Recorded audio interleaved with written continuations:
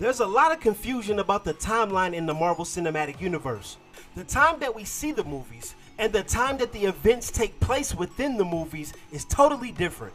Some of it is pretty easy to figure out. For example, in Phase 1, Iron Man 2, The Incredible Hulk, and the first Thor movie all pretty much happen around the same time. But with so many Marvel movies, it does get kind of tricky trying to keep up with it. And it gets more hectic when you try to include Agents of S.H.I.E.L.D. and the Netflix series. So in this video, I want to talk about a connection between three movies: Doctor Strange, Spider-Man Homecoming, and Civil War.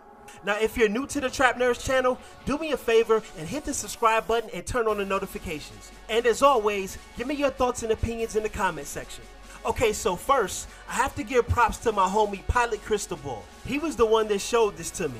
By now, everyone should have seen Spider-Man Homecoming. They have that ferry scene where Spider-Man's trying to hold the ferry together and then Iron Man comes and helps him. Alright, dope scene. Now let's jump to Doctor Strange real quick. The scene where Kaecilius is manipulating reality. I think we all noticed the Avengers Tower folding in, but what I think everyone missed is that you can see the ferry from Spider-Man Homecoming in there. Now there's always a good chance that this is just a coincidence, but in my opinion, I don't think it is. Now let me explain how Civil War ties it all together. In the airport scene, War Machine gets badly injured, and in Doctor Strange, before he has his car accident, he gets a call about his potential next case. Billy, what do you got for me?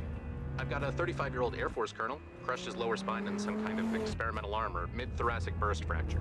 Yeah, well, I could help, but so could 50 other people. Clearly talking about War Machine.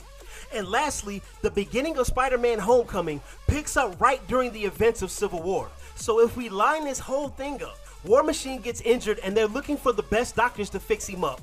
Doctor Strange gets a call about it, gets in a car accident. Tony and Happy bring Peter Parker back to Queens. He's back in school and being the friendly neighborhood Spider-Man. Doctor Strange is learning the mystic arts. Tony is back to being a full-time Avenger. He sells Avengers Tower and is moving everything over to the Avengers compound. Spider-Man fights the Vulture on the ferry. At the same time, Doctor Strange is fighting against Kaecilius. All this is pretty amazing actually. When you think about the fact that all these movies are happening at the same time, Spider-Man got to fight alongside the Avengers. He comes home and he's struggling with how to be a normal person and be a hero. All the while, Tony Stark was grooming him to become the newest member of the Avengers. And they have no idea that while they're going through this, Doctor Strange just stopped Dormammu from destroying the planet. And when you figure in the Doctor Strange post-credit scene, which presumably happens during Thor Ragnarok, and it looks like Black Panther is picking up right after he leaves the events of Civil War. This is a lot of stuff happening at the same time. You gotta give Marvel and Kevin Feige a lot of props. This level of long-form storytelling, along with incredible attention to detail, I've never seen anything like this.